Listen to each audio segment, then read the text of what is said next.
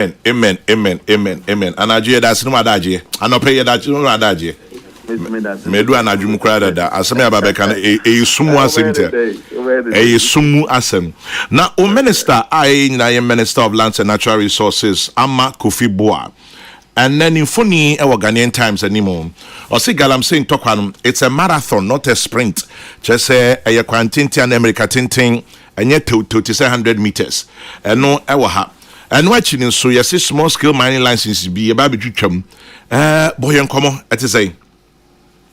Sabam, I know me a mama boss who comes from Kosono pump na men fast the mood room our team for all over the globe. Yeah, that's it. No, I just bring that to my dear place. No said the abaya man above penny ra Felix of Posuquatin Munyam for as he says a brano as we be ababa na obeto nanumutu fa shishayana mutua utufa na sweye abetregana for na abwa amatimamfo nyina fununia ekoso bia aswe anase bia we na djuma nra ena aswe a ye ne fensa so foma gudi tu kwa bruto ne hompempna wanya yenso ye die na bra woni monyamfo Emmanuel Amakofu bu afro apano na otwamfo nyini akyerese no kreni ya ye wo aswe ye fe foma gudi tu specifically illegal mining komo ye die no sabi enya dia ye me yitrima ede anase di se yitrimu se okono ayo okon a sabiu eya bayira abrewajo nanso seti bia no ehwenhye ye di gu akwan mu no enye den a ebeboa ama oman no be disum kunim na yenyina ya fa yentuma bafra na chama ye bayi no eniema ye di agu akwan mu no enye sabi eniema bako is bi mu multi-pronged approach yedi niema ba ku bi no miensa gu akwamu a ye ni nyina to preko se be hwe na ni nyina so abapa no na tese o man no enya no fa ho die afri illegal operators and irresponsible mining and our miners for ensem yedi kan pa ye enforcement ye ba no o hwe after 2022 abra ye pass LI 2462 na o hwe hye na bandada no ye say all protection in forest compartment yankelen free ho ma ye kwa bruto no galamsey for no fa no mum because abio abra ye wo security protection kwa forest yi mu no kwa bruto yi mu no galamsey for no nyakura o me pass na o mo gbawuram na ya clear o nyina so for almost 2 years there was no security protection in our forest reserves ma o mutumi fa kwa bruto do no mum said do fa do no a group ha your forest reserves here about how you near the watching watch. You buy a dear, name what the 991 for the Numua or no atete apansam no. Now so you say, among way and Twaso Juma, Ubinia dear, the Ubinia dear no. Tina was here, Sigani, na NCC since Sumansania Ham, through vigorous and strengthened enforcement, no. And they 9 no go area, forest be quadruple to be to say Jimra, quadruple to say Afao Hills. Kwabrito bi to say offense shelter bed kwabrito bi to say subri ene ne keka ho a nanka galamsey fu ekura konde a ugam enyi won mo agi aboso ukokra ene wo be face so ye betima pra ye betima kunwo. I remember the typical case of forest guard obutwatwa no say je wo offense shelter bed kumase nkawe and they are granted no battle for his life and they shranka rade jumadinti sama general yatimia report say all these forests for the country. Yankase, we are totally out of the woods, but we have been able to repossess our asset when a Ghana True Forest Commission, person will make it entry in the monitoring near the end and almost to me. The case of Sewako Obiagwa Kusiweti Okufunifuni Babika Krano dear is suspected, and as a idea a continuous enforcement in Abuama and also but we are looking, the long-term solution is that we are looking at permanent security engagement in those forests. Ababua ama ono atumi abohobai say o pamo mranti every kwablu to mu chire wo mu ye o mu say ye bi dwane hwe abrwani nkranko ani pa ba ye pimudu na ye pamo mo shi kru no dwere be e fa no wo mo ko. Minister say we will end up solving one problem while we creating more than one in society.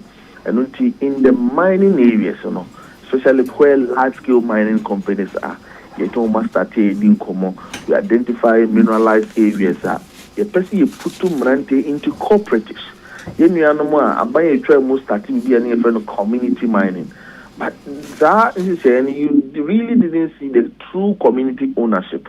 The tossing in so now say it is just the interest of getting the community name being advertised, but real case of sustainable mining practice and now people are not even able to differentiate as community mining from illegal mining. Because Omujuma no me na as a galap say ya refined ya pinsi eti banso on kwama no ya dey say be agua kwama omubeye mining no dey, but this time focus on environmental conservation and preservation. Omujuma di no nkose so nkose on my bibia enti enema hodo ne di gua kwama.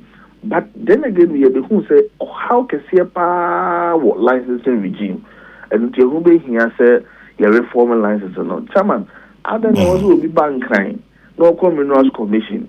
Now one way or the other we got a license. No kura woko two gold no honor. Or ni krumo ho for crimes then any formal or informal nkutahundibia. In most cases, omoko no makotinata na nano metri so opinion leaders of former treasury idea, not just said your mopen and 1 year. This time around, as part of the licensing regime reform, the year kind of say before you even get license, you must first of all go and meet what we are trying to form the district mining committees, where local people in anonymous info, local opinion leaders are empowered on that committee. Or more NAB as well on career divisional, or on career local mining committee. Chairman General Pesoya Mining, Ewo Abia, Umponia concession, Mahmoud Kabore, Mission Pesemi Mining Umponia concession. Many committee no share no church or media main na chairman also quite work with would you na committee they say oh chairman general kasano o me ehunu mabunu dodo a ne company ne be form adwuma o me ehunu kwampa ono de obetu no gold no a emfanso so bone mre yesu ni enzase enti between Kabore and chairman general no minister isusu say we recommend chairman general for him to be given the concession and licenses. So when you have local recommendation now, you can be the friend of the president, you can be the brother of the minister, but you will never get the license. And that is the tumia mampeni basi edema that local people no. So that almost be buano ma bo mo brabo hombai and the dikaka. At the early part of Ajuma ye no chairman, and Yekohunu said during the transition period, certain 55 licenses were given to Nkophobia. Really, it didn't go through due process. And the Honwa no ye Minister Jinaso said, let it stand revoked. Na Sagana for no people mungo through Kwampano na womo emra nya license and koyo mojuma. And no ma etutri so say is it just about this 55? And I bet my possible say people cry dikajibia or musu de namfa kwampaso. And then let's launch a review into a particular range of years. It's starting from 2019 to 2025. About 1,278 licenses. 55 ifrimwa. 907 are clouded with irregularities. A typical example, Chairman, Obi could identify location, Takwa Manso community. I'm told it's a small community. And also a person acquire mining or holding licenses. Or by the inspector of mines catch and say, and as part of the comments and say, that area is too much of settlement. And now on the scale of mining or koyeno. On to me for the resettlement. Into a video harbor Britain for so there should not be a ancestor of Mumano and Kratau between mining. That is what is stated in the MCAS system. But we can say one way or the other, that person has a license. Uchitano or the Jumadi Ewopotem Honum. Another example, Obi Aqua demarcate an area or identify an area under high tension. When you say mining a it's not just about getting the good, it's also about focusing on the safety of a Juma for more honor. The best practices, we are mining now use safety in common free more. What feeling? And also actually the Bakuro say but be under high tension, when you say what you might when you say into that area in terms of mining and common your friend unavailable area. Engineer Jobitumanya, Chairman, we say one way or the other, someone has a license all year Juma or Hono. And a number of some of these irregularities now clouded with 907 small scale licenses. Yama said no. On my image, say Abrofo and I hope into me small scale mining. Until Juma, ye can ye Ghana for my Juma. You have a 3 hona said you gunwa. That's a any achievement to be a. Until you more 2 weeks or 2 months. Every crana committee, no so, and I want you in Juma ye. Every crana committee, no baby, now from so baby. Until these people have been given 2 weeks ultimatum till 4th of August. Say, contrary evidence. A dancers from could be a change of committee in Kokrokoo.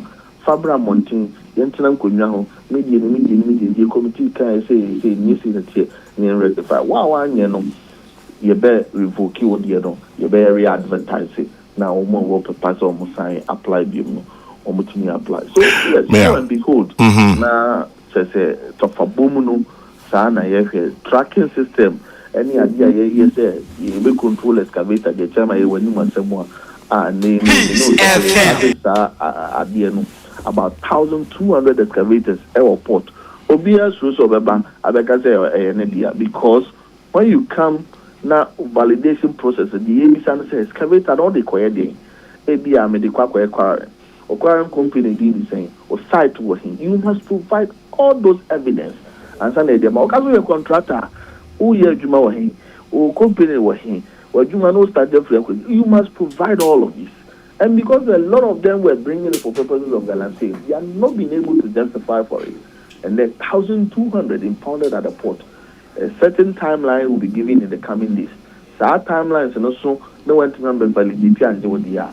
It will also be confiscated to the state here. Mahmoud,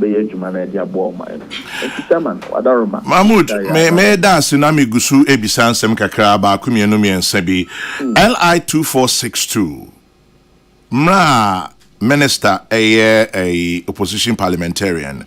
That's right. Adia ehu dede bai bebre say repeal beba besin ne LI 2462 mo yendai Sama wadaroma Kaba pese medi ehon komopa but adaroma nra kra no wa unua wa fa se ba ku bisa ho asem abra na ye the media press na government communication ka se eyemra kete se obi aba on kind of ministry specific issues. LI 2462 lies directly with me Ministry of Environment, Science and Technology into adaroma Senkai Hagin dia yanu muso twen ope ni say somewhere within next week Honorable Mutala Mohammed will mount the podium na nchimu bi esefata me person may take the bait out of na or the amagana for nyina wadaroma me dance no na me bisa so say ye ba de urbonia na sentreni a waye illegal mining ho adwuma megidi so bia nim say Erastus asai donko and as say wagidin ewo ye memu ha waye say adwuma yi me hwe ne story ba kwa file ye o my journal line 19th June chesebe busumi etwamu ni nakakra na opache say yakasa CCA Anyasu East Forest Reserve I bend the aso bibi any area western north ekoso den wo ho Munim Sadi. In fact, yes, that was a developing story. And by me, say an opera who confirming and now check it from Union Rastota. He will tell you and he will report that something is being done about it. What is the something? But, because there's been an operation, I think on one class I report here where IGP and then the Mrantia Koya major super. And then that is the challenge we are facing. Chama obe room akwa operation nende. Now otsana ofri wa na afoforo so ekwa program. And we need that continuous enforcement because until we are able to secure that permanent security stations in some of these major forest compartments, we cannot wait to me enkataya to say the pese said you yen wono. Enti kakanka and Erastus mamemfa akwanya iso anopa mo na baso na me mo ntentfo ni na baso say he's been doing a fantastic job. Sabi I said the ultra san onim say na tiatia sometimes criticism sometimes prompting leadership in the keka ho no eboa ema dwuma die no so obi kura re ya fin ho a otumi na nipa no so no tu anamo like minister said ntokwa nya baako fo ntokwa ebi anke we ka say ni owura makofu gba wonu anya ko ana owura ma wonu anya ko as I said we your mind nyina ntokwa which needs collective effort and untina ni nyansem trefo o manu binimu omu bisa the relevant question omu pointed to the issues at hand a boy nyina amayetini etu hwanomo. Just recently I saw his post about Tuntumba in the Savannah region. Me know say something is being done about it. Some ranting in no omo and omo or probably omofa. So we say kakra. Enye dankro die, but enye denya o mind be disokutin. Blue water guards. Ejuma ben pa no bitimi aye. Say ye he ne agitum say ade a wokin enye better sa. Are they properly equipped? Ade on bitimi aye say ejuma we. Chairman, blue water card, my main can of efficacy is one of pay. My OBO TV and says deployment strategy, is non-confrontation. Into non-confrontation, then we're looking at equipment only here for their non-confrontational strategy. Omojuma Pa is about intelligent governance. When you say mostly chairman, you have in Kasiapa say Sa Galante is in most of, in fact, in most cases about 75 to 85% of them are not even natives of the communities they operate within. And unti a year or how much chrono say I hope will be all in a human age or how ato so for the rest of our lives. Nona ya peke mrantie ne mabawa omo san kuro yiswa omo de omo ye kuruma omo furuma hyeho na ye mo mata say look mo na dachi bia na sabakwase mu ye wini ntokwaya mo na mo babaje ho fans mo na mo di be ko history mu because obi ba abofra bi be so ya na ka say ne bra ne wofa ne ba ne papa na boa mi yetini ebo nsuo ho ban enti mamo ma ye hwe masabe ahofo kakra giving them the technique to be able to gather the intelligence. Yes, I'm more kwampa, communicate the same with the law enforcement agencies. The first batch of 450 are deployed.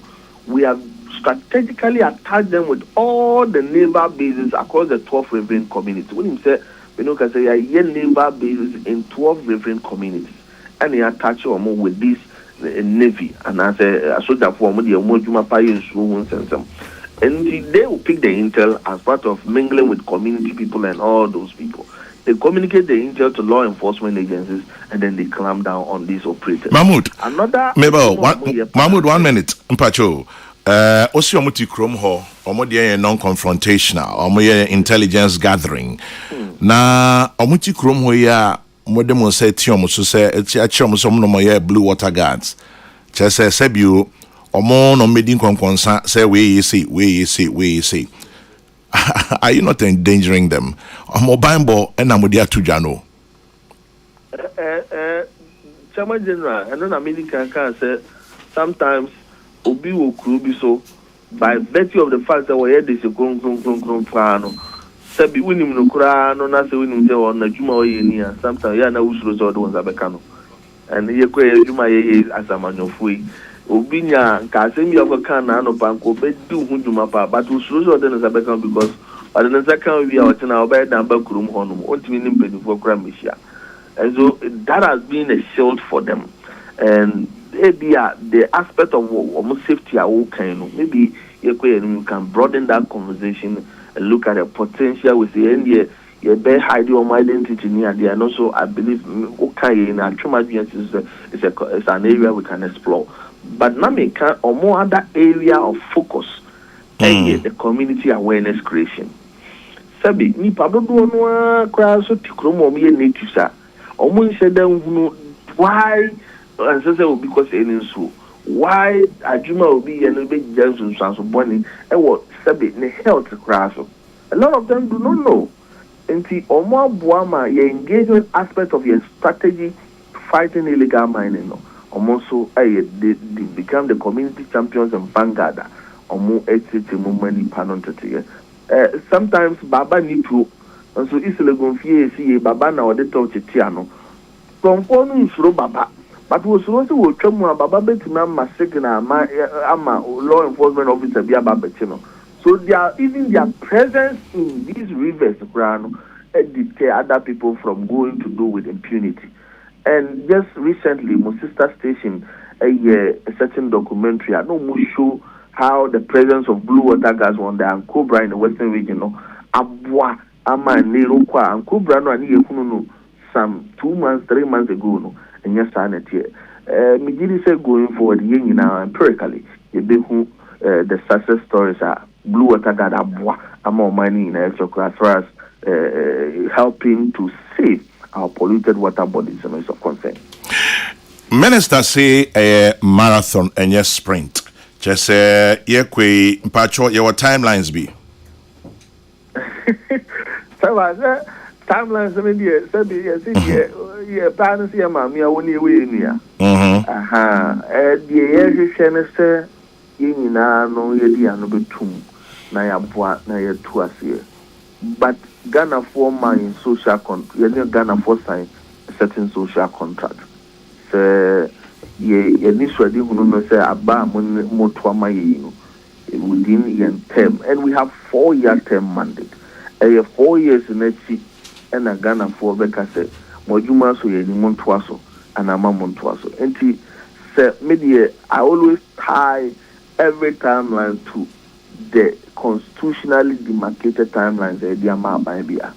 In the few 9 so no, yen bekoyeti na ya na nkubra no to say net saying na nipa wura kwa bruto nko say net saying na utwamu ayi tutu kwan ho fudu kwan wa net saying na nipa bebree legal mine ne omo ye sustainable mine na na say na omo ye no esu no ni ate kwa bruto no aye haba mo no o mine no fa no to pafra eno nyina beka metrics a Ghana for beka kan boom na omasande atwaba. For me the focus is not just about the outcome of what that election will be, but the focus should be about the pledges we made vis-a-vis the successes we might have chalked at the time. You know, Chama ye na ye for hundim. Yetimi ya no bosomi a yema Ghana. Yetimi di afiya yema Ghana. Senfie na ye betimi atu e buka krakra dia ya ni na no yema Ghana. Ko ye ne ye ya sabi nya Azerbaijan for dia. Ye o my Ghana and ye dia man. Well, Bernie Becker, let's see how it goes. Moni Ajuma, you better say about Mahmoud Yadasi. Ajuma Dasi, thank you very much. Thank you, I appreciate. Mahmoud Kabori, a spokesman, Emma, Minister of Lands and Natural Resources, Asoraba, Yao Palatman, Partipa driver and JJ coach can pay him Rami Shage Mediana, and I just feel like repeating it. No matter what you're going through, be of good cheer. Remember, it shall never be so dark. The sun shall rise again. 22 minutes to 10. Peace FM 104.3. Good to meet you. Professor. Yes, sir. Manchano pay. Yeah, join over. Boko there. Nyame den de so de achen apom de pa. Akabutum. Ebia. Butum. Opani mienka na akabutum. Na kwame o sha se come on being. Take a direct through. Say kaka se nyankopon se ofa bo onto ntem. Abobi o ha. O fa. O de ko wachi ansa na betry a. From Makra GB we chire ho ansa na wato.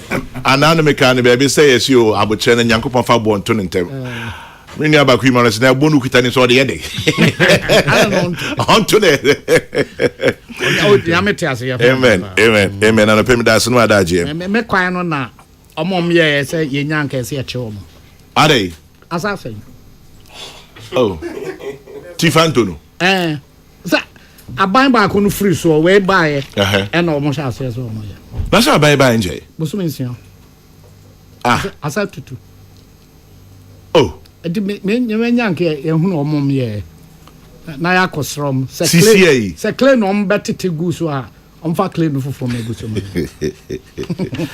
already I rehum but ya bende George Mekudika Chairman General muhu ache papa menyu aja no pay too much ye de nyame ase muhu iso muhu so ho afio adom na nyame ehirawo amen wara nyame ehirawo o nyame na adom nti wa ma edom enyisa mo so ntehwe champa ano lumba no toy lumba no toy onyo za nyanyumi nyi wa na toy but bakara jama nda no roba mo madam asembi nti na haye kwa ho mienja akwa no ho dama nyo eja akwa no mo akwa abasonko yenua second one so na boy no so onso ye me do papa yenti obia ono so lumba na ro nyame hia wate amen wa so dama na obahwe pa nyame na dominti ora dan kwesi ashiama one have because ashiama o ashiama empacho edin ben yenko school kakra efantidin nzmadin edin ben buem okay inti guan jasika me ye no esiama obeka se bia me ya kan okay me nya kan asiama asiani se obetumi adio mo echi ana ewo me krom kasa okay enti no akoye ti se America bi na ewo ena ye nyina ye ko ndi uze mi di America na ze asiama obetumi epa oko do betumi enti na se kire no enti modie ne ashiama ya ashama yes wow de bi esua bibio in there baby ma be dru de divine selection wa divine selection nyame adom na be dia be dru ha because they be me who pro for TV so ni social media ba me sha no da ene ne wa be shia no na na so o hwe mpinji fa bi na mrekuduka me charge no adai e kire se o wa be mu no me friend sa on fa and then the face no no ba mini no na ya adamfo pawo o sha se no o ya de ansa na me free parliament tell me see oba na so be friend on fo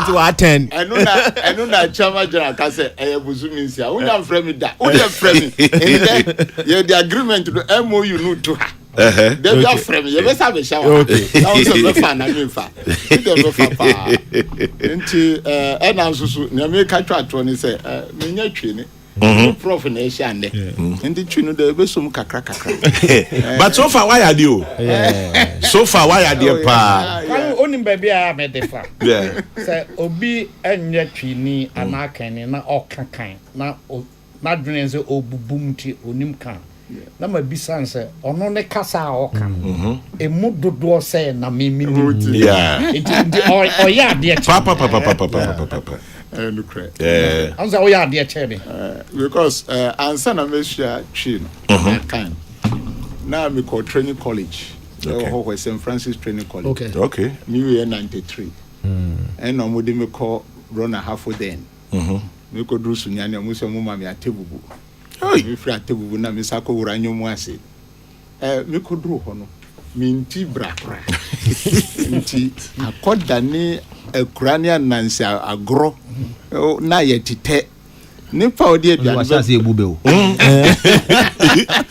nipa odi aduane bra mi no onti brofo kai nti onu susuro mi susu a mi nti twi nti mi suro nu nti kasa be na ebeka language ba na be jai aduane no abubu anu no nko me fa didi wi ada ma huru tenzi na me de ase abubu anu don abefa ko nti bona afura ko twi oh yes nyumu ase pa e na mashia twi we training college yeah minti brase in secondary school me no Volta teacher training college Volta primary school Volta middle school Volta complete vabato that's right and no there we there the two ha you be comprehension me chro say na yeah and me ko do hono na ma ko do different world so it was not easy but nyankoponti ebe do 1 year no na masua bono ana bible kan nti my catechist wa sorry Brumusa maybe sorry my bibia ho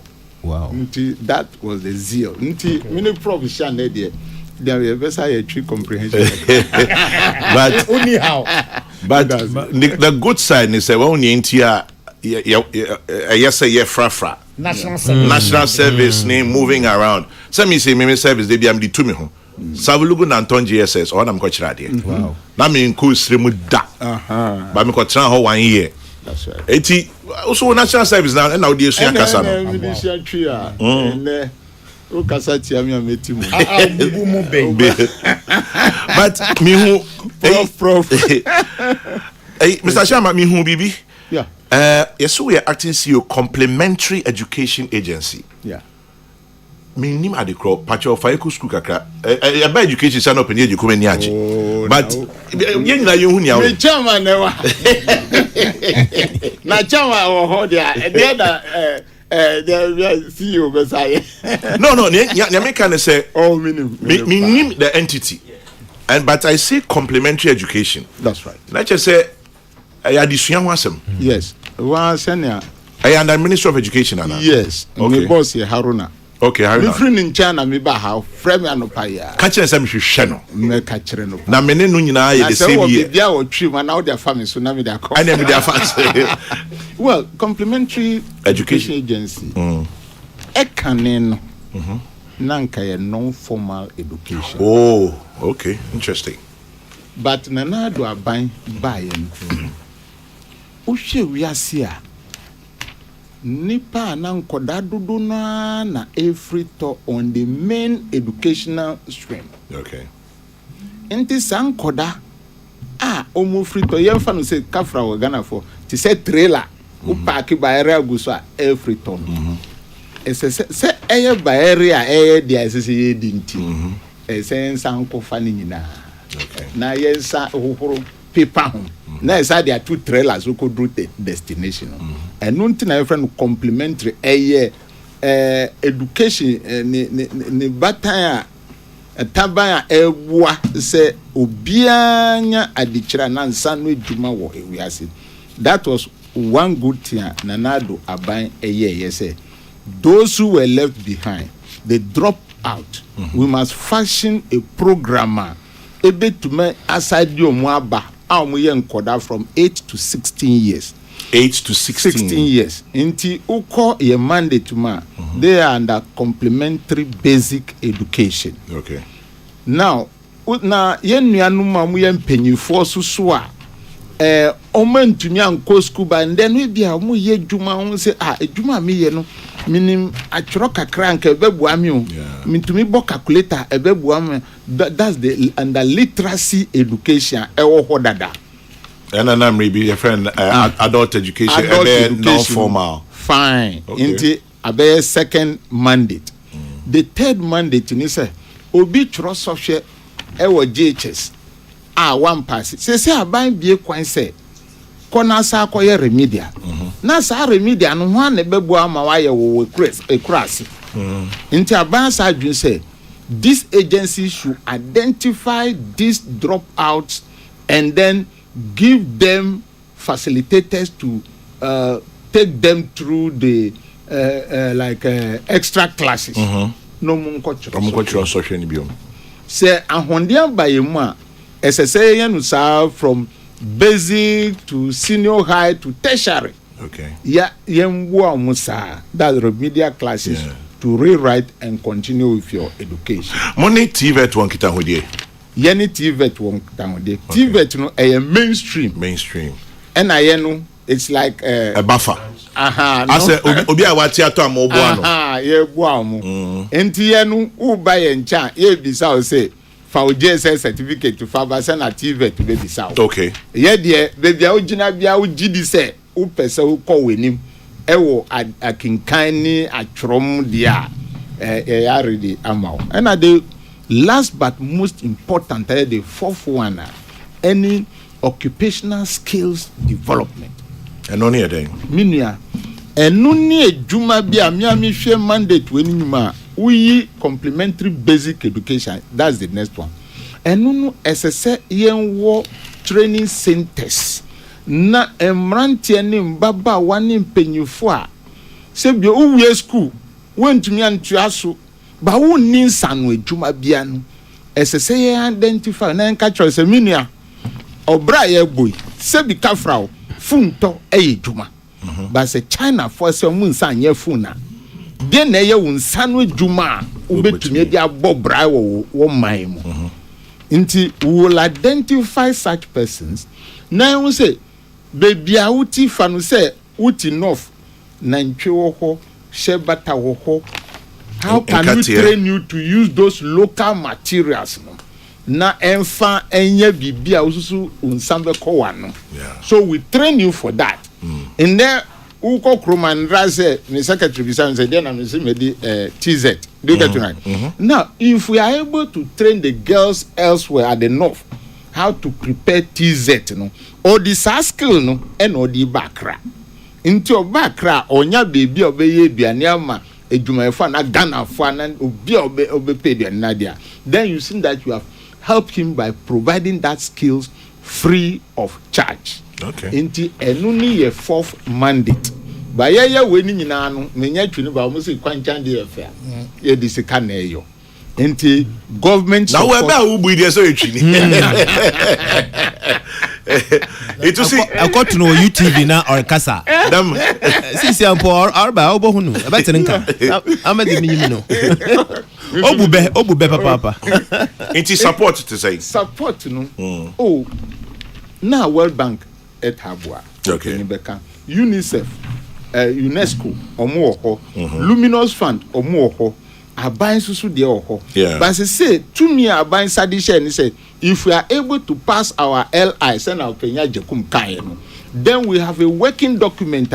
We can approach corporate Ghana jumanko ewo mema say mum waye na yensi learning centers and our trade centers. Say na in the olden days here were continuation schools and home science for the girls. Na yen yesa and yen building those centers no. Na yen identify yen nuanom. Na yen to provide them with skills. When they have these skills, yen certification any TVET there no ebe ho. Minia in there so be kwa brochre. O to me chere MVT and TVET for a juma we are. There is a certificate for it. You go for testing. Into kwa brochre kra say one go school mpokra na ukra krata bia ye friend certificate. Yeah. And who could do say na ye nuanu ko Dubai e ka twon say mo nko muti on be ko no. Na at least ukita krata bia ansa na uko. Uko duru ho a say assembly sikra na unipa ncha wo no bisa say school be na uko you can show. Yeah. I have a typical example. Me brother ba or the MVTI Accra Technical or the call Dubai. You get to that? Oye Juma Sanu, and then he's working with Volvo in Dubai. Wow. Certification, no? And yet time answer na meba compliment no. Me koye certification no. Omo authenticating say yes, this is a certificate from Ghana with this level. This working with Volvo Dubai. Interesting. Those are the things that SSA infantry and mutrum say. Minya say obe tu kwan kra bombodi na ensano djuma bi no na wonye biansa na wodi betu kwan. Complementary Education Agency no inti edi be mfia hini. Oh, act no at 2020 na omo pass act no. Okay. Ni be free parliament na no omo pass here. So at 1055. Inti from 2020 year pass act no, I think we are in the 5th year now or the 6th year. But send our Nema granny slowly. We need to migrate our workers from non-formal to complementary education because if you pay slips say now non-formal that's so it is my job today to migrate them, all of them, to the Public Services Commission side instead of civil service. Inti winning in our we are no more skill, any grading. Uhia me staff ni nyina na me workers colleagues ni nyina bebre ni omusu ni say my year duma for 20 years 15 years no promotion. Why no promotion? Because I quite say non formal. Yes, I grade papa any but say migrate your ma you will be having your automatic promotion sir ebebua wa sa bua pension. Nti eduma no so na u bompa na abobako amaye because airline no SSA passing them. And a catcher Haruna say o minister. Oh, me free no ncha no pe o di ho eduma gidi. Baby openya jekum no aja eduma no. Me do mo ase o ma ye bi. Yes, they have done some and I'll continue or we will continue from there. Me here photos so my friend on them make the number. Now some point in Krabia but say Papa no Kasan your friend Daniel Kwesi Ashiama.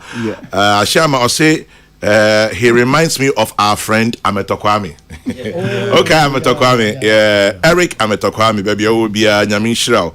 Metonka check. Metonka just I see. Sena Nana Orchestra so a regular on platform. Yes. Meaning that. Oh, me baha papa. Yeah, Danyamiasa. Yeah, Danyamiasa. Yeah, Danyamiasa. Complementary Education Agency. Mo. This is good. Thank you. But one time, what they will because I mean, Mammy Nim said it has traveled this far. Now, first, no more crackdown. When you say crackdown, when you yasa. Into say I could do that. And yeah, well, literacy the 8th of September. September 8th. For Northern region. Into Ghana funny na Mumbrabe boy. Na yema addition. Yen church na enya kono. An educated society is a very wealthy society. Inti SSA mboye nuan mu nyina my high school somewhere bombody na pay your offices. We are in all regional capitals and then to the districts. But say no ebinum offices no en function. Nti ye migration no we there. Mbesa bie ni nyina na openya jekum da e be bie ni nyina mefre no. Daniel Kwesi Ashiama, former member of parliament for Buyem. Buyem, I think Kofi Adams was say. That's right. And acting CEO, Complementary Education Agency, and then my Complementary Education Kakrache, baby, warning ya omo eh. Na, Prof, any comments? And I mean commenting. Mrekuduga. Chairman General. Yes, one of the reasons in Tia Luzu seat here, Galam say. I am pa. Chairman, Ozikan, Mamma Nchiakese, Mfa Mata Konso Imfu. What you do? Na Mankade Yanma Mikor. Uti Papa. Oh, yeah, then I see. America say mining city for so. We be when if you know was that. Mining city. Mining city. Or Watakwa. Or a radio station. Or a radio station. Hey, mente that. And the mining city for you, I'm Chawan and I pay. Wapi wasem papa. Me don't wanna say. Na ebe ya was that all. Me don't wanna say there ban was a Kwame Abaza. Yes, it all. Me don't wanna say. Inti mining into the Mining City FM. Yes. Okay. Mining City FM. A chairman of pay. Edama system with feed to piece 104.3. Na mo ho adwen kakran de yan ma me kra. Owo Mining City ni nchan hwa. Or friend Auntie Jane. Okay. Why here no kun? Oh, indeed. Auntie Jane. Auntie Jane. What's the name in the Gethsemane Methodist Church? No, why 1 week? No. Yeah, man, Shedson. And Richard Techimensa. Oh. Central Region. Central Region. Yan Secretary. Also near. Also ada no benkumdo. Also weekend yara. Yeah. And I worry. And see.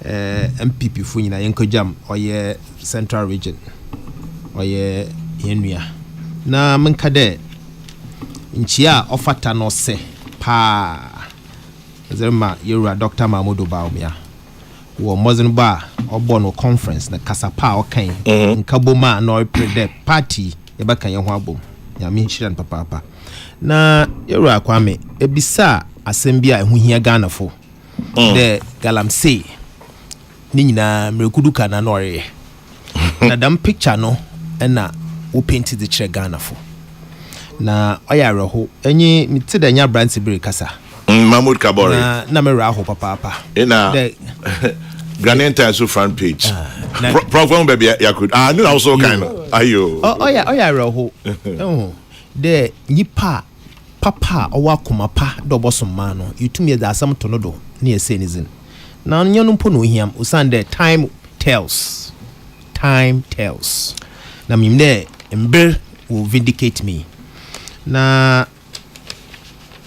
yura kwa me mo ho mimpo kesenye de yenua no ebisa na asem be very important question the LI 2462 we kwesiden usande we create impression bi de jam wo ba ya pe they can easily abolish or amend the LI 2462. And so ebisa no ototo papa do as if there jama as a Minister of Environment and Science onon kaban ho Togo abanewa also ozbaba Parliament onche ameze kasa ehun nso mempe na nsama wotwa to bi so no do so mempe megina we free do kan wo ha there. It will need collective effort for us to fight this galamsey menace. Waka chem there security onyi henase all the security apparatus ni nyina wo henase. It shouldn't take us more than 1 week to resolve this canker. That's what the NDC said. Okuma Ghana fu nyina and there was a marathon. Minister say on your sprint. Yereko Germany ana yereko yen. You know, can you imagine? Ende we hu there azeno onye sprint no a marathon. Ameze mija ni nyina ameze manyame but mo hiam pa mponyi asem okan there. O say ibi kwede okaje license. Na license no wo baby a or they will resettle one a wo ho no. Wo pe baby mo ho no mo wotena. Nti na nko hia de nyipa kro no obenya dam license no but nyipa kro was the license na ma no if I heard him right. Na ewa benim you are in charge and the minister responsible for mining or dam authority no per act 703 there sebre your mining no onye no responsibly abotum a terminate the mining license. Anara wa babu anu wa terminating kofu piwazi. So what stops the minister from terminating obi oye mining was settlement onye do be no. What stops him from doing that, terminating the contract and our license no. Nti the masemi mama maka no the Africa sido moto di bi o so kan o se there ibinum worry or license were in under high tension. Nti I mean oye we simple. Nti minister want to terminate them license now. But they also out of 1,278 no 907 were a review. Nti ebia process nan worry. What terminate be put down. Nti impo should be number 1. High tension, a review high tension concession. You know, what as if your platform that your campaign. See how they are governing. Into one task there a ban worubu. One jina platform don't worry campaign. Was another bad in view. A bill were license under high tension. And the minister a review bazi. You know, inti mama nyana dwen there. Onye sabi mo from maybe na worries agwer. Another one. Tracking system I'll say. Excavators now. Excavators. Oh, very good. But importantly, more importantly, or ye hena ban there's a damn tracking system. Ya aware. There you install all the devices. Our Minerals Commission. Yama media ni nyina including Peace FM for or Bible hwe. Who there ya install or your tracking system. Nti oyaze oye ni enyim there ni implementation but we delay too much. Nti so my tracking system ni ye juma. Jizi there oboboa madam galamsey menesi wakofom. Na another thing so kind there ahwiaso bibie ni am there one na bisa no. Yeah. The what has happened to the Rasta Society don't connoy them report. Yeah. Ono nso so me hu baby an oze nenam. Why you when if you ho has the forest been restored? And now there would ho worry adwuma no answer no man sasi ebia amna maintain ye but onye clear or definite answer na rewe fi o then ya pam wo nyina obi anyi ho bio. That's all that we needed.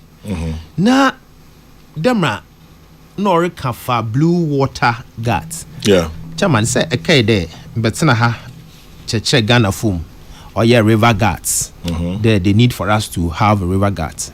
Na say ya managing ye ya or be azibia ibonu won humpo there woye the medjuma no or ye den tase ni ye clear there dam crofie and crofa they are not armed na one life will be in danger. Say ya monitoring and track one ye ya dama intelligently ebisa them question no there and one life on ye endangered na. Yeah. And ni ya no ono so we hu ni ye say ehwe ni dimina the way okasa mjizi dem anyipa odo okasa no wakasa no but nin ancestors no were problems Sunday dam river guards no ni intention ye there you been your tracking system yazama each river guard ono nyi ada ye dey establish no na is insistent why in blue water but the same river guards yara na nsu hu so sama no oko protect but as part of our commitment towards the Minamata Convention there mo anyi Minamata no Minamata nyi there we as afane nyina na waja atum there the use of mercury okay you reduce the use of mercury na hwe nsu no munsu so a wo the mercury wo gugum into or say yan river bodies no nti ena ye procure bibia or friend no mercury free processing machines yes a small scale miners no but with this river guards and no or a day when your body camps are all track each and every guard into slowly warrior slowly Mr. Abia slowly warrior 1 week 7 months abutal as 1 week within 1 week na yewo bibia security wanyanase bibia wo she abanase nti aban must not take more than 1 week. I think they need to come and apologize to Ghanaians and they bia makade galamsey no wonye no sebe edenim ana wonye no table ase oye open space nti biara oye involved bia wonyim they know and they said there azeno obetum was 1 week where I resolve them kankano say ntuma for 1 week and not there minister you are involved nti ana ama Kofi Boa are involved into ntum for 1 week in solving na nti na chede mo wakache won na wo super de kache won oh me bisa because I would say you were involved me ha na nti abanaba 7 months say minister you involved you can't expose him. Should we continue this NDC MPP galamsey because since American nature that I also suba was born and then since the robot NDC for the I remember bisa asamo but some no kind no na me si na echi me bisa ne de ane mo kind no de tomodo de mentuma amfa na wotwe man fan solve galamsey ntimi me ka ho nti 7 months down the lane no I want to solve no anai okanwane yes mbisa we will turn to statement a form of indirection and one wakano yes mbisa so I want aka atomodo na mbisa de ane also do 7 months down the lane no anadam not ane na ye dam so a o ma no nkonenyim and we still need collective effort minka de nchana ma minister aka anyin na dem na nko de okan owo position no dem na do kasa from afar the picture is different. It's different. Yeah. Make sure there in South Africa galamsey our friend is zamazama in South Africa in Brazil no Australia they call it prospectus zamazama fee according to one of the TV stations in South Africa is CNBC yeah asem o kan there and one so minister for interior you responsible for police and or no offend minister for police okay or a police minister or say or call site to in a way arrest galamsey yes our friend zamazama or si besia or you pregnant onyinsen na basu shenechi no will the gun and the lady was ready to shoot them. No handcuff be seen na onyinsen and the basu shenechi in South Africa. And these people are ready to die at any point in time. Nasa a hand once na hand one year. As some of bano. And you need to be very tactful, engage the community, make sure you use the tracking methods to track the excavators. You make sure you provide some sort of space for them to work by creating the community mining concept. But then you how come you are not successful? You see, I said there or ye day yina yetna form. Na collectively you take decisions obo boy yina na nanom ka ho assembly members ka ho opinion leaders come home, all the appointees, government appointees, each and every Ghanaian must be involved. That's what I said. And I still stand by that. Unless we commit to fighting this menace, you know. Na say ye ne dey yemi enhwe dia onya hwe. Why do you say can hwe on kwesi hwe. Or ye talk na if 1 week that come marathon. Yeah? Why do you say ma? Because you come from that area and maybe so. Onye nso otota nka river bodies no nkotwitwan plot. Senye dey war raining season because this year didn't aye worse. Or your worse. Senye nso otota nka river bodies. Since your rainy season, sir, I'm praying there. Ubotum will solve before December. Otherwise, your river bodies will be trying to plot out. Because they have been emboldened. Now, no, they are saying put there. Some of them are saying there waba. And some video be all around there. Even in Takwa enclave, no.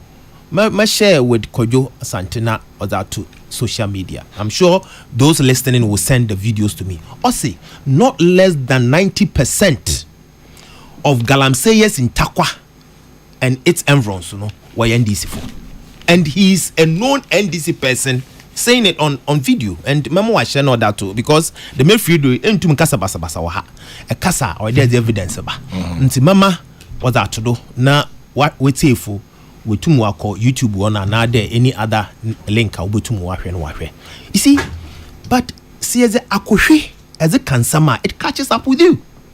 Akohwe yen twa some fan to obi ne ba ebi ne papa obi ne wofa sabi owabusua kansam ya ode tondo onye no kwar nyim do onyim ho nyansa no wakoma pa opedo do solve problem no yemfa galamsey sam to no do now in some na aya basa because you have a genuine mind and I mean I would advise the minister on taking the time. There are people who are ready to support him at all times to succeed because so succeed the Ghana funyina ya succeed o man no mobaye drubia ya ba botuado sebe ebiana ende munui wa betena here orca so asoyefo fra o 2020 and we pass complementary education agency and who was it waka no kwar no so pepepe wan fa amanyo sem biara mbem to no bo a chechirim a campo there so nyambo bi a obo consult opinion ejekum no ze na adwen kire ozaba. That is how we build the country. That's how we build the nation. Near ya manyo some dancing around with in summer onya no kwar no we need to eschew those things boy and cry as a country. And muhu some of these things I get so upset but me say oye there mbir kwan na sabia mbir determine the future for all of us, especially Ghanaians. Sunday dam galamsey sami sisiara yura sami jemfi wa ba gold body. Yeah, they are encouraging people to mine. Now what say gold board no gold that will receive no for small scale mining do donara for small scale mining. Nti CCR and some Canadian also see you are clamping down the illegal mining galamsey. Meanwhile a receive gold do donara susufi galamsey fu yara wo ho ye will be often traceability ben hihye ne ya the track gold nara oba gold board no ana ofri one of license for ho ana ofi hwana ho ben traceability system mechanism near they putting in place to check that. Nti I'm calling on LBMA to check that system. Whether we gold when you know, well, or you gold or yeah, we meet all the traceability standards. And are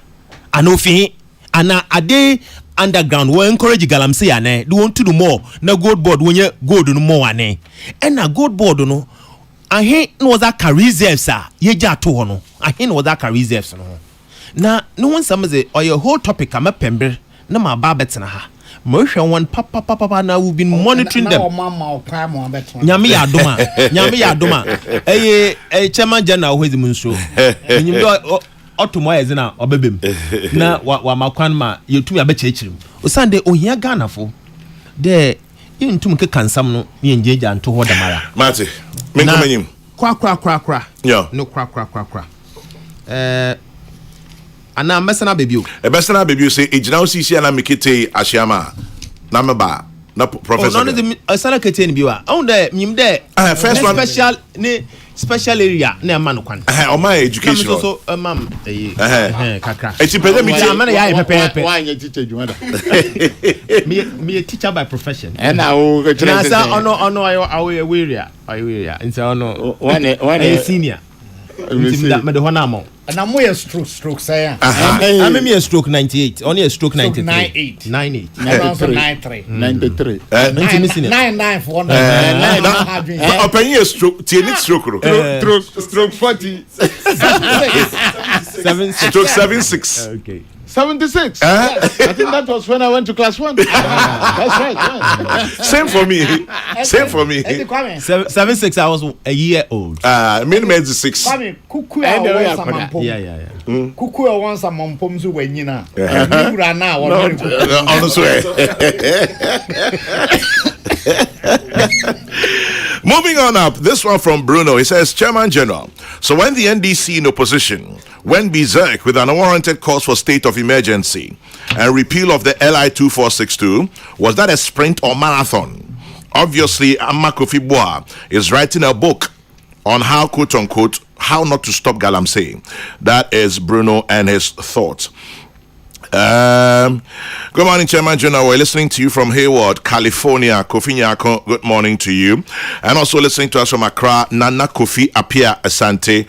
Good morning to you as well. George from Rich says, plagiarism in governance, you, Mati. We'll leave it there, George from Rich. And then also, let's see. Minya Bako, Isaac Kwame Minka, Aita Fro Tuzu. And with our birthday blessings to you, Mr. Isaac Kwame Minka, aka Tuzu. Tuzu man, baby, I will be Yamao Afrisha Pa. When they were air conditioners, Whirlpool air conditioners. Yamamuna Africa. There be any Whirlpool. White Western House. White Western House, mum. Inti Tuzu Yama Afrisha Pa. President Mahama's inability to abolish the LI 2642 is a clear indication of lack of willingness to fight Galamsey. Today, at the president's own backyard in Bole Bamboy, Tuntumba community to be specific, Galamseyers have encroached farming lands illegally, leaving farmers in disarray. Galamsey is now fighting the Mahama government. Master Planner Junior Policy Analyst Kane Tampo. The NDC is doing worse with regards to what they complained under the NPP. Ghanaians are watching. Kwesi Reynolds are gonna outdoor being Daniel Ashama. Open. So far, what do you make of Galamsey ni baby Ababedri? Yo, Minya Kwame. Yeah. Me da wase ne ekwanya o mame. O da ma se ne kwanya mama. Ekwanya o mame se me kasa e Peace FM 104.3. Ontumi ntake. Now, well, you enter me see me friend me near one fan. You enter me friend or one fan when no OT hack. Me who me near for fair or TV so. Now or trese na gold catcher be ye juba. And there me see we dey ya wi. Na me near gina ho pa de. Na Galamsey ananso say juba bia November. Onu o kyerese ha ko kyerese na yen yusu nsuo bia fide na kasa na ye gold no frame ya no na so o se say den yen yusu nsuo bi nti yen senso but yen emi ya canopy now Galamsey duma o kan send here media to say then say we must all get involved. Yeah, the chiefs, the assemblymen, the actors, everybody must get involved to stop it. Kwame. Yes. Galamsey ejuma. Say enye forman kasa na etu ni hu eye Ghana fo osore a wakofa fidie say okutu fom. Enye za. So if every Ghanaian senya NDC ni MPP border rose in there ya stop Galamsey, office abankra bebre. Nka abankra mbre because they are Ghanaians. Now, stopping Galamsey is like I'm going to give a scenario. Stopping a car that is moving. Kwame Fanu say o V8 say. E move ankasa. And I'm say stop. Yeah. Nyama bebre na se we ansa na car no be stop o. Yeah, with your break.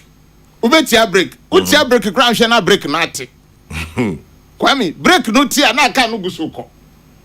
Nti de no be now side you get no bia we aba free. Enye sa. So no nkasa ndefe ne ho. Now you now accelerator so. Do you get it right? Yeah. E cause sa and stop here. Now bompa nyame aye wa dobu kra na fuel tank no na I show yellow.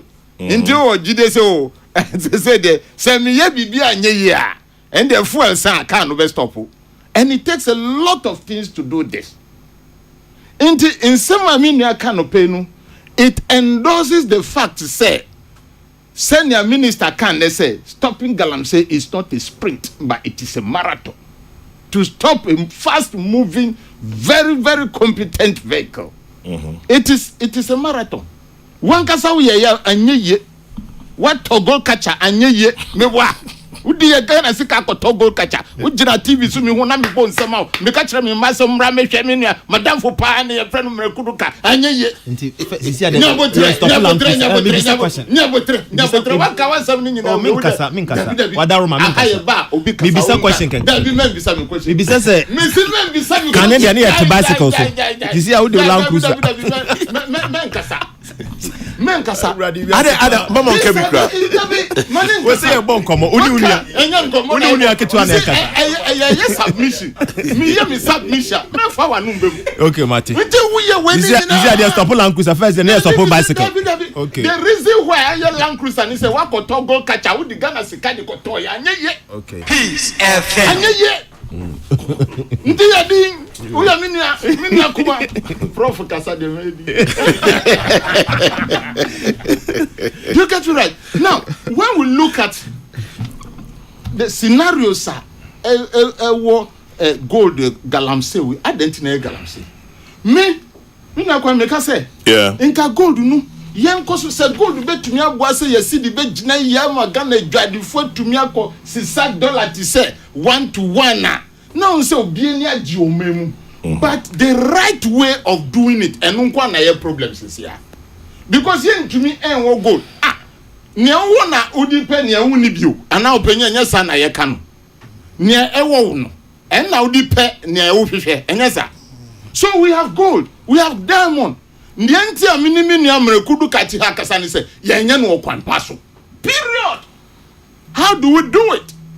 Now, we say the minister today, Honorable Amakofi Boa.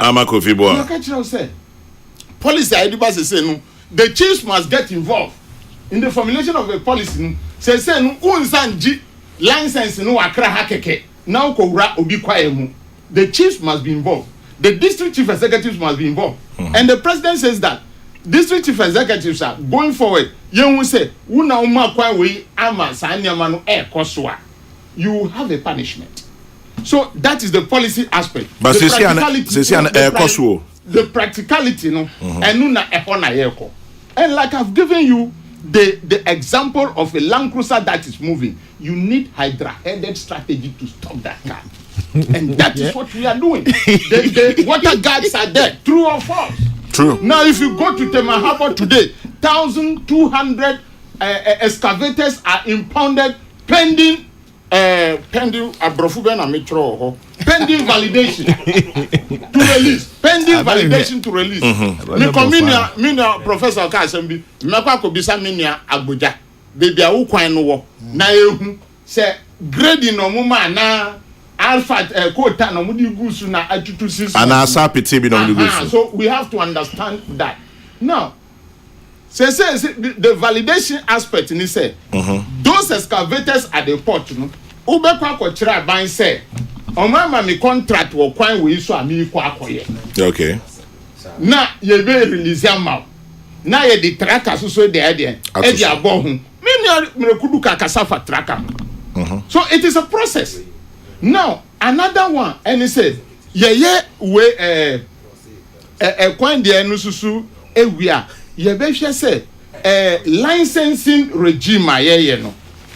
One say you review some out of 1,000 something. 907. 907 out of 1,000 something. 907 have been reviewed. It is a process. Nobody should expect even 1 week I am out crano, Sanka Ghana for sorry, say me call room Biancotua, 1 week crowd also do.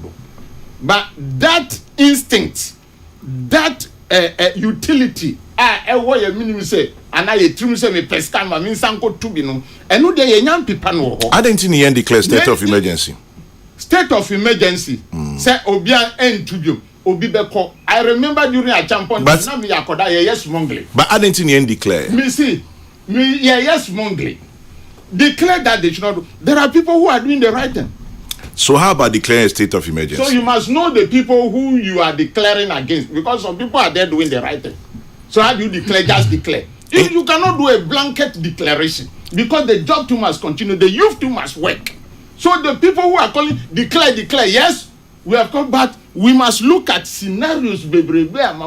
Stopping Galamsey is hydra-headed strategy approach. Wait, the hydra-headed strategy. Yes, it's hydra-headed. According to say octopus inside. We are now far. So,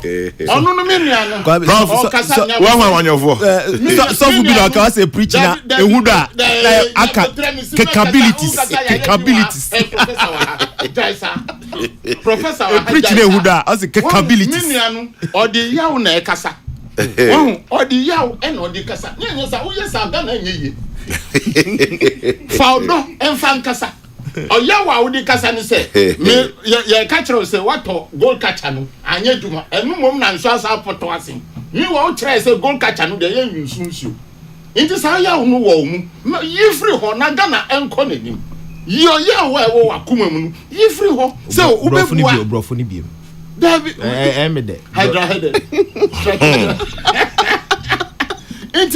these are some of the things we are look Kwame Metia said the government of today should provide a type of governance ebebua obia ubisaka dina me ba hana metina obeka chiro because Ghana nini gia I will also feel it.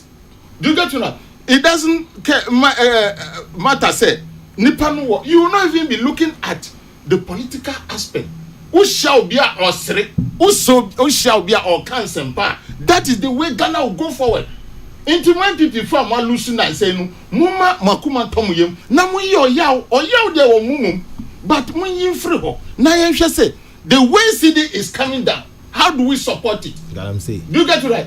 The Galamsey, the strategies are here to work. Impounding of excavators, water gas, involving the chiefs and assemblymen and other people. It is another strategy. Now, don't forget, these people must get work. In that say, declare a state of emergency. You are not declaring it for grass. You are declaring it on human beings. These people must chop. As a someone did it. So, before declaring, you must give alternative jobs, man.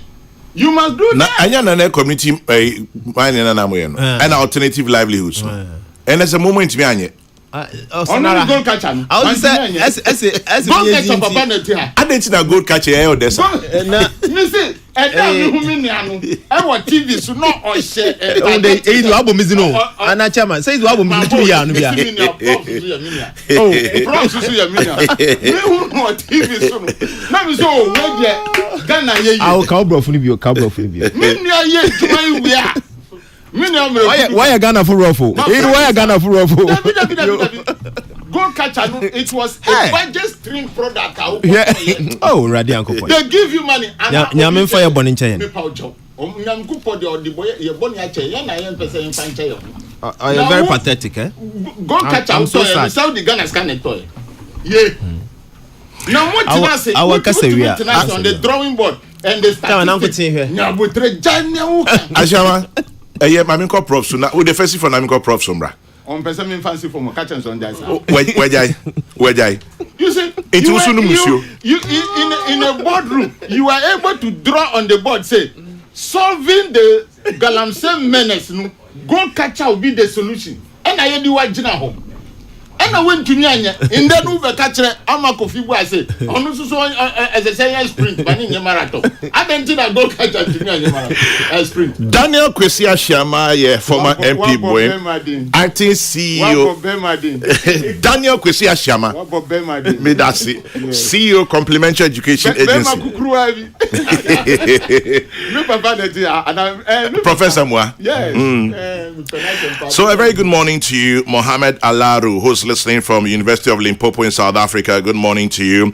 Charles Opong is listening in the Netherlands. Good morning, Charles. Sipoku is in Paris. We greet you from Accra. And messages de bebre, but let's move on. Nana Beyin, I see you two out there. Thank you very much.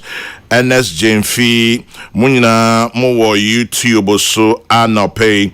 Obisi a friend of Ghost and your Bobomiyem. Manuel Ibisa said, Chairman General, are you a Liverpool fan? Yes, I am. You'll never walk alone. Kingsley Ejeya is watching from London. Good morning to you, Kingsley from Accra. Michael Apia, I hear you. Felix Treme says, Oye 1699/88 from Westco. So you finished in 1988. I hear you. Johnson Adai says, so where were you when the NDC in opposition called for a state of emergency? And then Ajua Abuaji says, I like the way Ashiama ignored your question about state of emergency. That's all. He won't talk. And then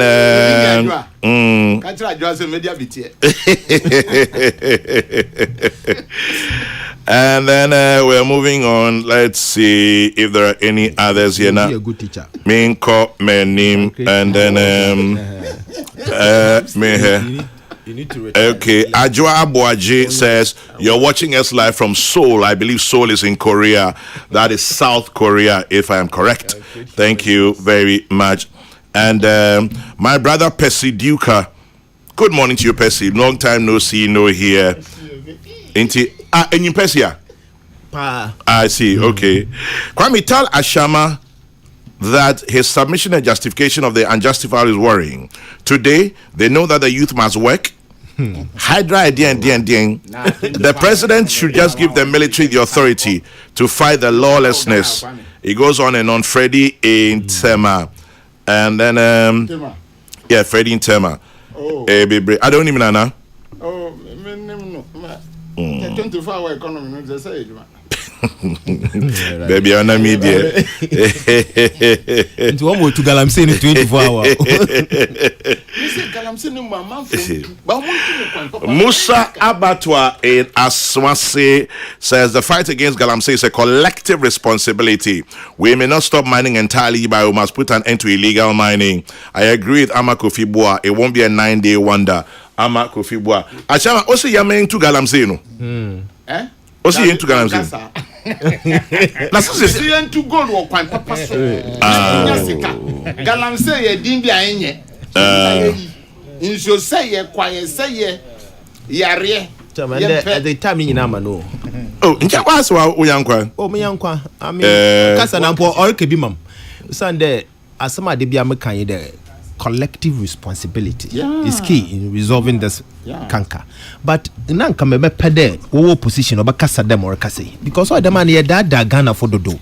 All the man all the man Ghana for no sabi onaso ko radio do power. And it's and then oko radio do power. And then the first time Risha no ha. Oh yeah. First time. Oko bia mo what kind na okebi. And son over power no. I'm put new position. What do I in the ministry? In the meantime, Veronica in London. Good morning to you, Veronica. UTA, and I'll share. You say you're watching us live from London. Thank you very much. Have a good day. We are also here in Accra in the studio. Daniel Kwesi Ashiama, former member of Parliament for Buem, who's the acting CEO of Complementary Education Agency. George Mreku Duka, former member of Parliament, Takwa Nsuaim, former Deputy Minister, Lands and Natural Resources, and our Professor Kofi Ejikum, Professor of Linguistics. University of Ghana, Legon. We're discussing Galamsey. Prof, why brana Galamsey? Yes, I baby. Yes, I baby on Galamsey. Yes, I say come away. Come in, mommy, chassis and free house over mommy. Mpachomitiye. As was swear back when that yen a bit before, and the union ma or more Asia be. And they or more from Western world, no. Yes, I never am able to. Omo hono brofum omo personalistic. Okay. And individualistic. Into original ono nko ano. Pesa mi nkuminya fo. Ono nko a nti na utuminya flat bi na nea onene dai o se onim ne din. Mfa no ho so. Onim ba bi o ya adwuma. Mfa no ho. Ba ya hai o hwe obi no me hwe teacher de kum bra omo fie wa ha. Obadi wanimu akoko. Ti ya de ne anti-personalistic. Communalistic. Okay. Collectivist. Okay. Sana ye de ne tie. De ye bibia ya dwene de afoforo no nyina ababoa wo mo. De no say obi tumi efri ha na wa fa plane na okwa yie wo pusiga. Ada also madam for no menen na ye adwuma na ne ma me efrim ne ye ko. Ti ye no ye fuafu ho efu adwuma ko obi akurukura no yonkum. Ti se ye bibia ya dwene se nye nei nam ya se wiase ama Ghana adan bibi nanka ye ko ya mamre mu paade a nanka ye enipaku a ye dwene nipa ho. Yeah. Ti ye so no ye ma me no aduane a omo nkan so mreku dua mreku bedi sai bedi fa well bedi sai also mama mesini ne na ye de anu aduane onu aduane nse ebusu no obi free kwan so ba obeba be to obenya bi edi ti na ye dwene ye ho but say no ya ma western world na wura ye mudodo individualistic no too much na yes if you na to wall afa ho nti obakra obenyina duba bi no onya obi ni agroda just go school kanen kan korate mante munyina ho come be can besi say onu say honorable kan san also at the end there say nyina collective responsibility tana me kodi kakai papa nso kan onu so baby a drone there just say ye nyina collectively papa na ho na one no kasa ho so a spokesperson Mahmoud Kabori onu so use the same way munyina munim say dabai peace dabai na mu say sane ye nyina say ye nyina ye de ensa ekọ ho ne yesomu a ye betumi akyere otamfo na ye frɛ na galamsey no etia se nbakro opposition a ne kasa anko ewo galamsey oba ban mu a ne kasa anko adena mo dada yesa Ashiamani Mrekudika. Aden ena Chairman say amazing my consistent. Mo hura yesa. Collective effort no ehu dem wo abem mekan. Onim say sa emergency ya. Abranti o wa you know. State of emergency. Yeah. NDC way mo kan bi. Am kan pa. Say they drone there. Anya de wo ka bi o. One what the bay. State of emergency. Ama you tag di echire. Oh yes. CSO di echire. Na say ye we nyina honorable Eja Daniel okan bibi na kwame wote na afi no also okan say gold in the entumra okan say galamsey. Oh yeah. Okay.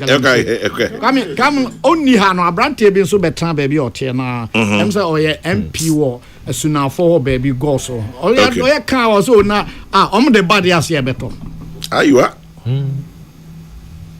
entiase baby e dro no ye set galamsey for kutu passe unya de banko ade a obenya dwa no good board no what to fi him e na kwame bakan so say wase kropon na minim say wase kropon no yes I say kwame nde wo da ya hwe omo sisi cheza pata ne store a ye de label abobo ho ye market sa na e ton gold we so me na me boye fabra. It is a young sadia. Na a hefa na yeko. Come a deba kone say. I am on your phone can no crentre. Say ye who no crene woman. And the mosa collective you know a bayer juma. Akoya say. Come got to say a pantankes here or bobadimua. Pru I be say ne bo mrepa. Kwebi. Monyi mienu pema ono de bensia na agu nanim na num no obobo mu enti se dia akoye pa emma yentumi ntu galamsey na sense aboa no ukura no ani sunku ugya no nso a ni sunku enti se party no wo aban mu a se na osi hu galamsey no na ekwan ye befa so atu asenko okotra opposition a dipa kro na no oka se yenye we no onya ko opposition pe na no adane kwan na musisi no ti mun nyina mo dwene oman no ho se nia edro yi a ensuo asere de edro yi ankwara a wo kono wudum ase no obi eba wo no na ne honam nyina na entuatua ase ne a etua no yantra onkosi da ben ezan se mo ko pese mi kum nyam se me kwa mi nya ne amepede a galamsey no yetuba bia yebeto komi ya bua galamsey na ye hye kutupa no se ya dwene nyina akodwina se gold board na ye nya no ebebua ye me sika sem akoyie ahwe yi a ye ni bepa kokoo so etanye yi a enkuto a ye nka betumi aboa kubenum niam anketenketo ananka beba bua kokoo ama ye nyeska no gold unti ye yi ani afiri so na awrehosem a ewo mu no se empenfo didi animu yi kwame on ba bia yeto dameda sa ogina damen ho na omo to a omo gina ho do mu ye eche omo to kwase so ho down to we na untwa ba miensa kwame mienfa nto sere so hwe e from bi broken eno ne dey ade bia ka wa unum se ba bia wo tuwe o pesa wo to na yesi but obekwa na atwa oba miensa no aka se kwasea wo nto asori no they are sure ni na ye betra o memu na aban na o se enye mama kan e o kan papa Kofi Bua enye marathon marathon na enye sprint na 100 meters 200 meters two na yakwaba ba marathon de na chese bikura legon to asama na onyandri this is a sunny yenti bi nwie ni na o da ben no hunu sa obetra kunyanum no sesia from afar the picture is different says so obetra kunyam enti ya miate asesa ade na ade ensem ana enti me share da bi sam rekudu kasa marathon de da ben e bebie because sprint na ye de ahoden ne ahohere na ye se de be ya ye benya nkonimdie no ntam za marathon do bitimi siase ye pa o no kwara ni mu a de tranye ye obewe because go for the ahoden foforo ba ti se ye kon marathon de a onim ba bia galamsey fo no so de omo so ye omo so bo abomo omo so bo ebi omo no de omo be concept sprint na normal ayi sade na omo pe no omu ntem ansa na mo de ma prosifo ne asojafo na ba eyese ye ka excavator ho asem na yese ye gie no ya gege na me ba metie papa no so se ye ni nyina afi se oba se me na me kra excavator we ye be hwehwem se o ye kwan no contract be na o ye no he ni abehwehwe ni nyina am kwame asem papa o se nya papi bestamel se paper so nipa na okohwa ye ama nipa no ahwehwe mu no so ye gana ni okwa sorry bi okwa yie ofri baabi obonswa okọ school baabi ne ma wo school bibim and ono so obenya adwem fa ama ye ama ehun se eja Daniel ampeni ampa oso okwa akoye buem kwan ntina wakra we yaba ye mfa ne de ma no eja mreku o takwa efri takra de agoran kwanta ekono entie ne mfa ma no kabe ya hwe ya onim chinhia then it chinhia papa we do ya so nantan no onim say of course wake no ne regulator there be o ha uchimu a ntimi nkosoro o se amra form so a ntimi ma form achafa so ya kaze kanana di chinhia ojom na nyom o pese kosoro na hunu dem form so a sana ye pese ya hwe se galamsey na aya na ye team course enko ya pese ya dwom no so enwom na ya betratra ho saa I mean ya to bia me ba na ya sa be kan galamsey na ya me hunu de masa kan bio ya kan free asa aban bia ba hweteweten animanimu no be say me say mompani dada ayi ora ado also on the crowd or the presidency or the hey yeah hwete sam 2020 increase ato abati a wo mo no de na ajibo bo okay enti say no yes aban no also ahyase onfa ose enyoyo na bosumi nsia de ebi obi be ka se ade nchen a ye monyame sobo bosumi nsia ni but ade chen ade san nyina so na mre kwa na ekọ eto bi nso edwa beba ifra no pa ma ndo ma ye hu bibi na ye hu say yes na kan ye no mo opposition no omo ye eso no nyina ni ti akwame me no mienu nyina bebo oh me say because udura nyinam na hwe brim na na me nuanom ai achim for tor bia na so so ochima ya hwa me ansai ana brim ani adane ntoma no amanso mo ka ho bi odi an kasa ai oyo chi no num brem be say brem ye no man ye enti abai no nkeka no na marathon no de onto sombra sprint. Professor Kofi Jekom Yedase Minya Bako Kwesi Senya our Petroleum Commission Kwesi Senya Anope Yedase, thanks for your input. I'm happy to know you're on the other side. Minya Bako Evelyn Busumuru Adakwa, CEO of Linkstyle Clothing and Event Center East Legon. Who the timer inyani wa be mu no ya bobo yaza. Who the timer inyani wa be mu no ya bobo yaza. I don't know, but afutu kakra na mpeda mezema hon sande dema mezi kan no man oye ya oye ma yenyina mozi kan nyi de dam river guards no wonya body cams no farmer man sande oye de what track one activities you procure oye tracking or na situation room a women rights commission mo kan de obe procure body cams no other bo one aterim oma so bridge sikampa ebotum ehu na sibi tonsunuma abotum ehu obi so attack obi a abotum ehu na wonya security posts our vantage points along the river banks are very important and critical.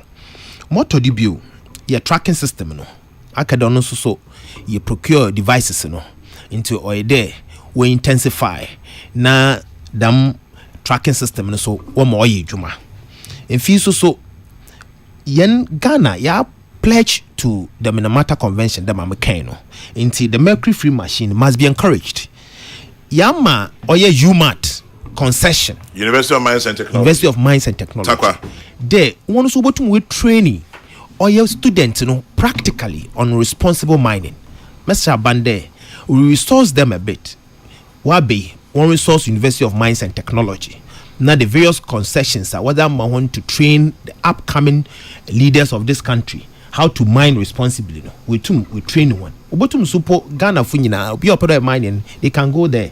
Now also we train one using their concessions. Now ama responsible mining. No, we tum wakodo.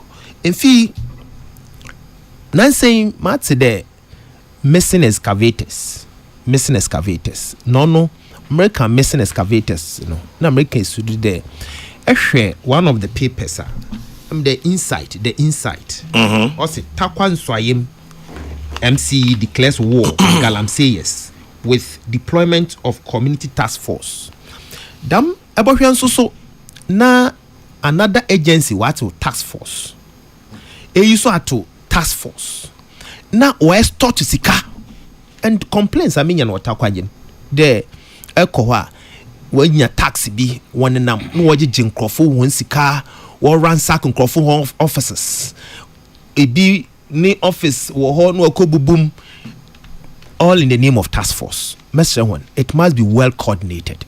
Your security agencies wo ho say if there is any task force woma Ghana for you that this is a task force or a certified task force who is jumano na mama nkato task force wa ha into task force wa ha ibinum they go beyond bounds was saying zama rather than do be correct ma onye no nti ayize oya afutu na mzere ma abani sunday ma american nyina obobwa Ghana na mfi so hwe paper krodo na ombre ne yaso me de be wie garam se 7 po de meja ama hwanara Ghana fo we hu NDC wo suban na Daily Guide Sami Jemfisius Efia Swa for 10 million Ghana cedis.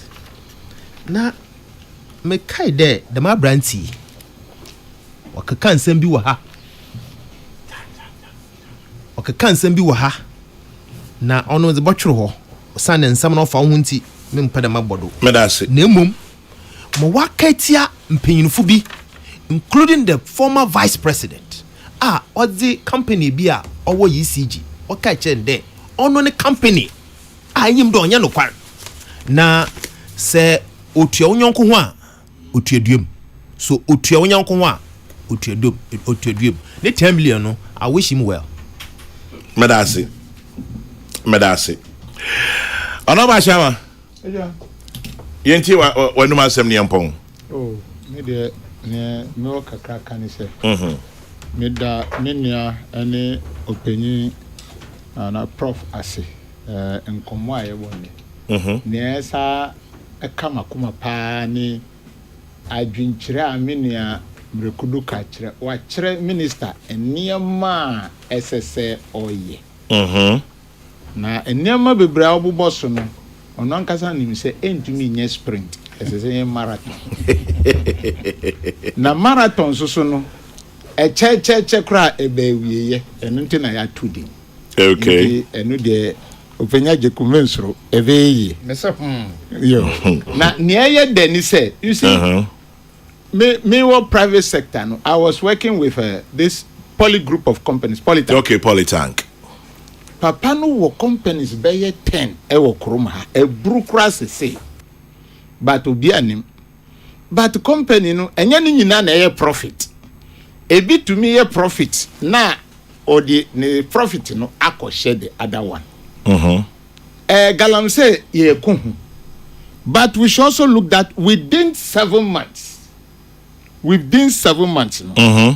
Ghana to me reducing the debt to over 100 billion Ghana cedis within these 7 months your debt to GDP has reduced to up to 43%. Eya sempa. Within these 7 months, Miami boss Haruna Idrisu ought to me tria capitation grants from 2023 Ediba Monday. Kwame Eya sempa. Emma said suku for teacher they can manage the institutions. Within these 7 months.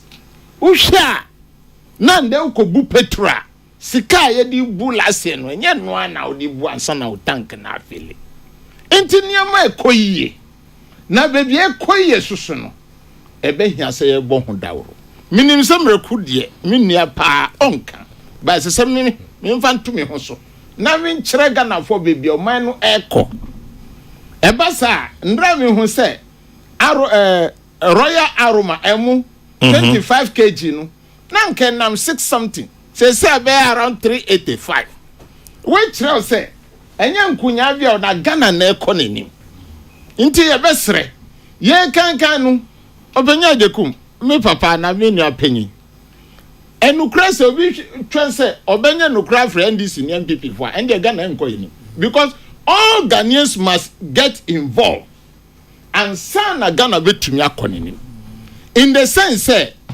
we look on the board, we look at the statistics, economic analysis. DNA senesi ko no in the baby aye jina no me minister and I minister atufo sika che say ono ba konja so no one prepared document bi amfa nko parliament say ogojilo for this past 7 months near treasury bills are omoji the 2 bonds with there omoji. And I think that is good news. Treasury bills are alone. Meaning, but it's not international. Yeah, Ghana for the one said to me prepare. Now I see fan come away development partners. Now there now your babusa no more the dollars the Jews. Babusa or Ghana and own chance in dollars. That's true. These are some of the things we should be looking for. Into me bompayama obia or Ghana, especially so their appointees. Say senior young manage Yahu Yachichere. What is some say Mamu my fool? Yes, Abasa. And Nyama Bebrenu. Now, yes, so let us manage in the interest of the nation. Minam Rekuruka. And no na yo. And no two kotofu and there was three. Uko exchange dollar. These are the things we should be doing for ourselves. For Ghana to move forward. Senior, Senior, increase the crown and do 18 cities a matolita. And then crop petrol will come with traffic.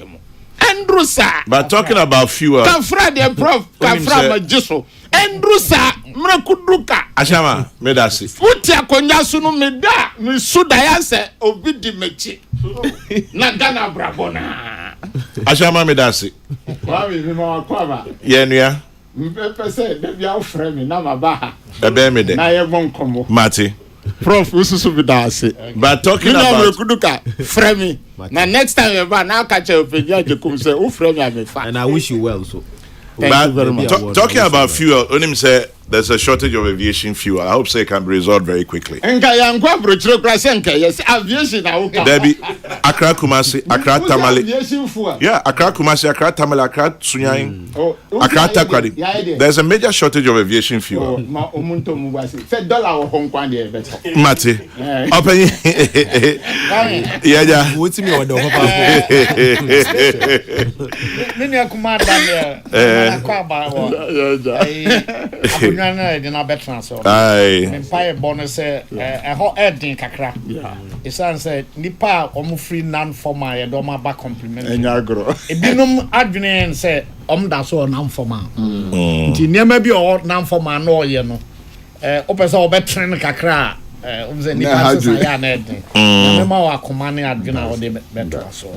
Amen. Sanya usi kasa wa hede minyasa ujina campaign ya beto aba 2028 na o ye campaign pa I know there pro mehu a obetu na me pompa ni say ye the good governance ye for be video ma o okay senya o board yes bono ase aba from senya o petro eno na me kan sem tia o I hope the war record the voice. Ogo yo. Ya baba chena. Ye kono. Send na ya say ya ba di achiro. Ya say finance minister. Media review. Onim say onim ni ameka. Meaning abeka say me twen. Ya twen. O say o share but say tax from ya. O da ma me twen na nwumre. No me ti hanu. Me ni bibia. Ayo. Tax from no bimba. Ayo. Nti ye to aso sa. Nti market to prof we me senior. Mate. Ye ba ye. Na kwame. Yes na we dey go be bimba. Bibia ye kan bia. Enema mienu na esehwe. Ankrankra yiedie. Na oman no yiedie. Ankrankra ni oman. Ankrankra ni yiedie. Na ankrankra yiedie beba. Nipa de oman na hye wonsa no. Eso omo hwe se, omo dwene ankrankra yiedie. That's right. Na akoba se. Kame adidie mu nkontomo abamu a asisi abamu ana abe nkontomo anso abamu. Afi obonzo obi mu se wan twan nkontomo aduane na besa gya na wabe. Enti ebe hwe se adidie no asisi bia ambam na akofa nkontomo abam. Nyamisha nyina. Amen. Adwumre ne ahuru ndi akosie nsu anto awia bebo. Awia bebo. Professor Kofi Ejekum yebeda na say anope yebeda ora Daniel Ashama ase Daniel Kwesi Ashama na George Mreku Duka ye da mo nyina ase na titu wa wo nya adaje a utie ana wo hwe ye no wo ne de nase kese no pa ma wo Elizabeth Chira Kusi and ewa with a happy birthday to you. Elizabeth Chira Kusi is from Joshua Ochre of the Ghana Immigration Service. To you, Elizabeth Chira Kusi, happy birthday, have a good celebration, and happy 50th anniversary to Lady Martha Ewua of the Apostolic Church Ghana Mankisim area. Lady Martha Ewua, happy 50th is from your dear husband, Senior Pastor Felix Ewua of Sinyankopon and Kosu in Shrao Bibre. Lady Martha, happy birthday to you.